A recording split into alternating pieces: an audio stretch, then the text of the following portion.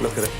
Absolutely beautiful. Gordon Ramsay's F Word was a British food cookery and food magazine program featuring a wide range of topics, from recipes to food preparation and celebrity food fads. Every episode was centered around Gordon Ramsay's three-course meal at the F Word restaurant, which seated 50 guests. It's a tall order, trimming our list to just a few, but here are the 10 dishes that rocked our world. Oil in the pan, let's go. Gordon Ramsay makes sea bass with sorrel sauce. The flavour, not just of the flesh, but the skin is extraordinary. They don't call it the superstar of the seas for nothing. This fish is so delectable, it's finding its way into many of Britain's homes and professional kitchens. Why is this fish exceptional? It's so robust, but so delicate in flavour. Chef Gordon Ramsay goes the simple route for both sauce and fish. A knob of butter, shallots, salt, pepper, vermouth, fish stock, and sorrel. Sorrel is a European plant of the dock family. Its prominent arrow-shaped leaves are used for salads and cooking. It's peppery, a little bit like roquette. It also has this really nice acidic tanginess to it. Simply score, season, and pan fry. Sea bass is a lean saltwater fish.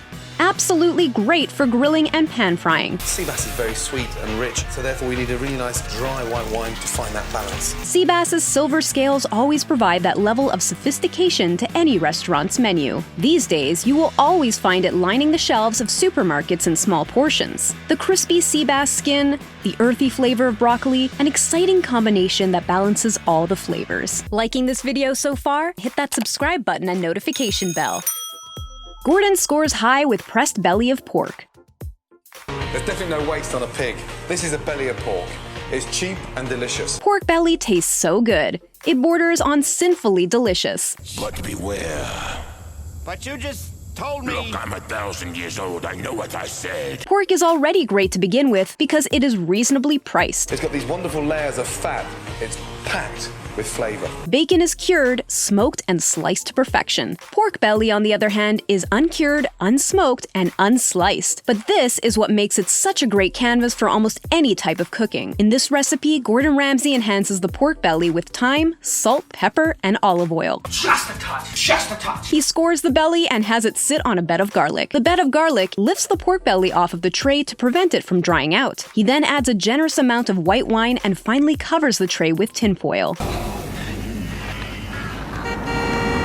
Then he pops it in the oven for 2 hours. The result? Absolute perfection. Gordon Ramsay then places the pork and weighs it down to set in the fridge for a good 6 hours. They're like little caramel slices, compact, full of flavour, and now ready for the oven. 10 minutes in the oven, awesome flavor, nice and crispy on top. Pressed belly of pork, done. Ramsay's unique scallops with cauliflower puree. Look how fresh they are. They're still moving. They're still pulsating. That's the only way to eat scallops. Scallops and cauliflower are definitely strange bedfellows. Fresh scallops are packed with nutrition. It's a healthy source of protein. Scallops sport a nice, beautiful shell, but what you're actually served is the muscular tissue that keeps the scallop closed. This orange beak, the coral it's called, I don't really like cooking with them because they taste of nothing and they get very rubbery. These white pearls of succulent perfection have a sweet and steamed taste. Cooked scallops are great by themselves, but are even more delicious when quickly fried and tossed in sauces. The cauliflower puree is buttery smooth and remarkably comforting. Chef Ramsay makes it look so easy. I cook them in butter for about 2 to 3 minutes until they go nice and soft, and then we're going to add some milk. It's finished with a touch of cream for 3 minutes, then blended while it's hot. Presentation is crucial. As Gordon gingerly places the scallops into place, he says that the fewer elements the dish has, the more important the plating is. Let's start again. Yeah, third time lucky. I want you to really think about how much money we're wasting. There is no room for satisfactory in Chef Ramsay's kitchen. He has his junior chefs plated to perfection. If this doesn't go out properly, one of you are going home. Don't worry about waiting till later. Oil in the pan, let's go. Chef Ramsay creates his signature roasted peaches in rum.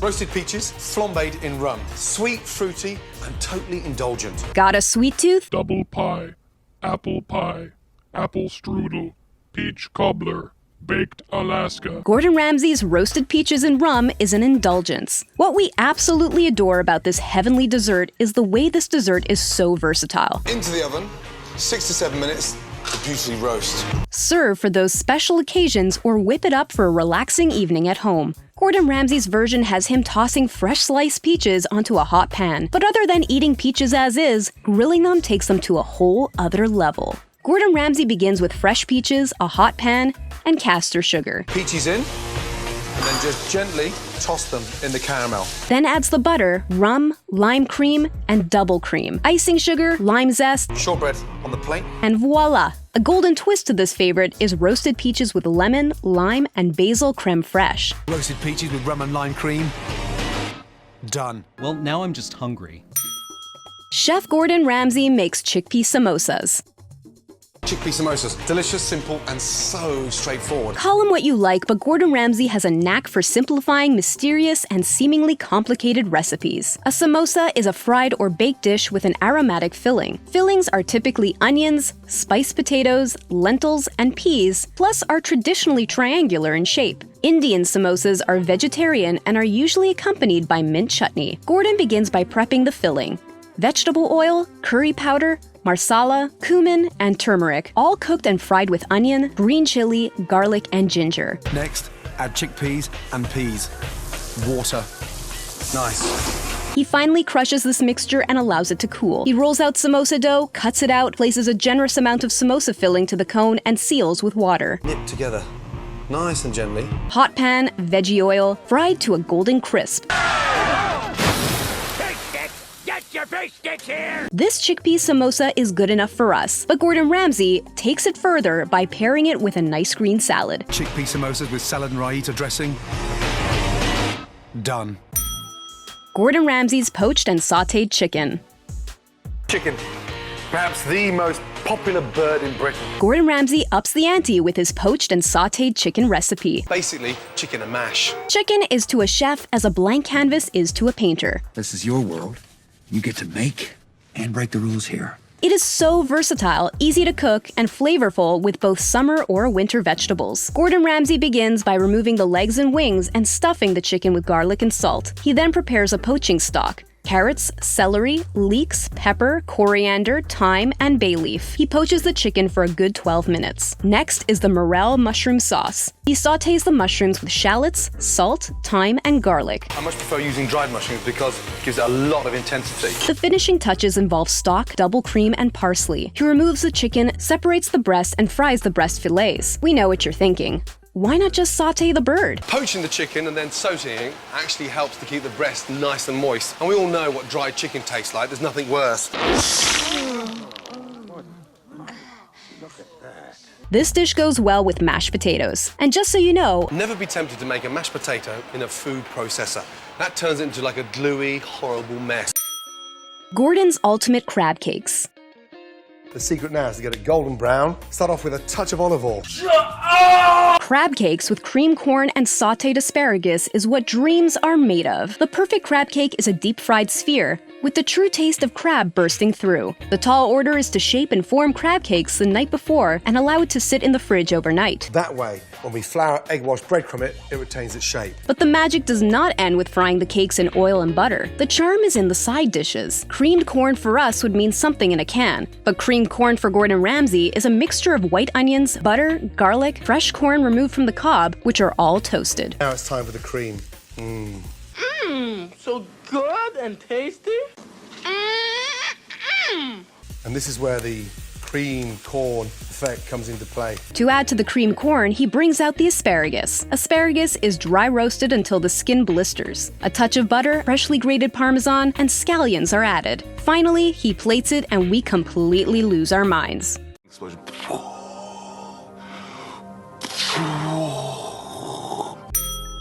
Ramsay's dream cut skirt steak with chimichurri sauce.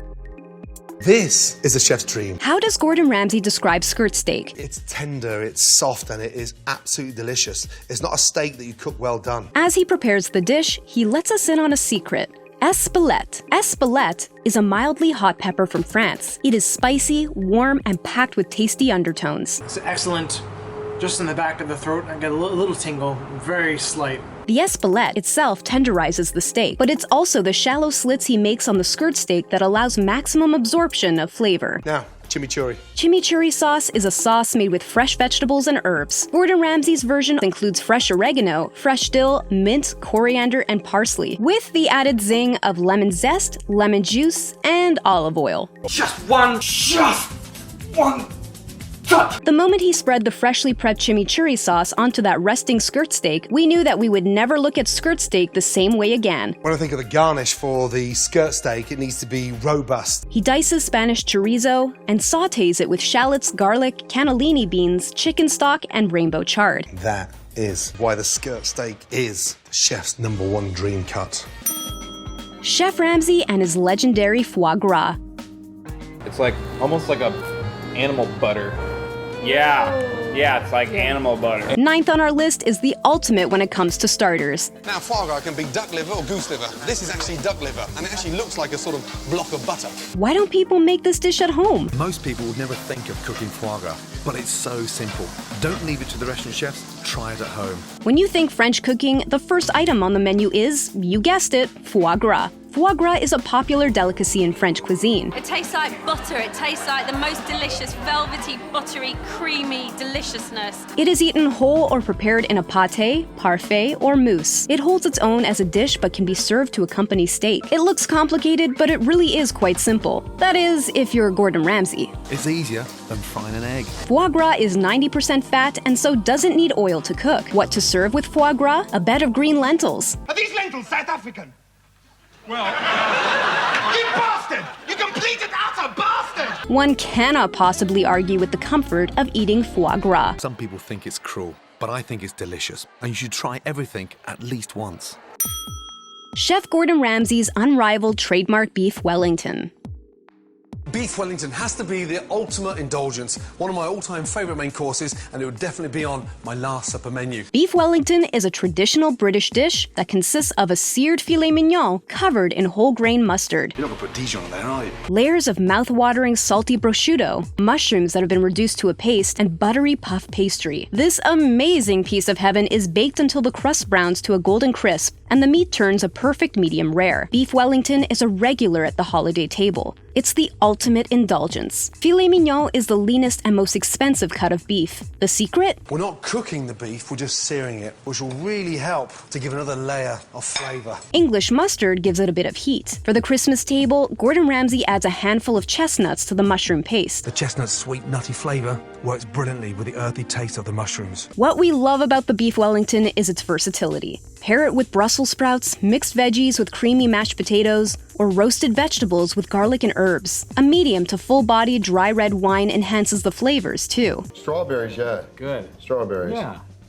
Not the cheese. If Beef Wellington finds its way to your holiday table, make like Gordon Ramsay and pop a bottle of Bordeaux. I'm ready to die and go to heaven. We hope you liked the video. Are there any other Gordon Ramsay dishes from the F Word that we missed? If you enjoyed this video, make sure to check out our other videos as well. Don't forget to like, subscribe, and hit that gray notification bell to join our notification squad.